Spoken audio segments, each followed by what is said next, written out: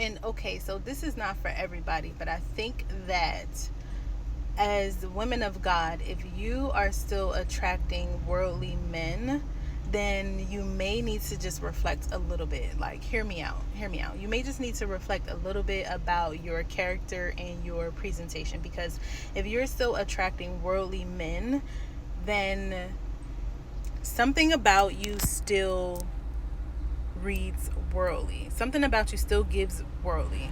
And that may not always be a bad thing, right? So, like, I'm not saying that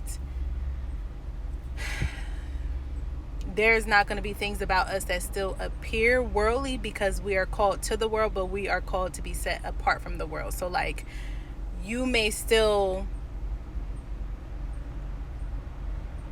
look like a woman in the world, but not of the world. And I think that's the difference. And I think, like, consider that thought, to look like a woman in the world, but not of the world, and present that to God and ask him, like, seriously, like, Lord, like, are there still things about me that still look like a woman of the world versus a woman that is in the world doing the will of God?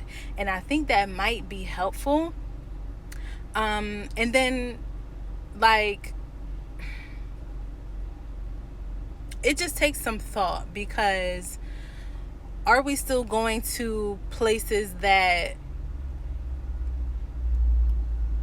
attract those kinds of men? Are we still doing things that attract those kinds of men? Now, in some cases, there can be times where you meet a godly man in a seemingly worldly setting, but God has to really be doing a work.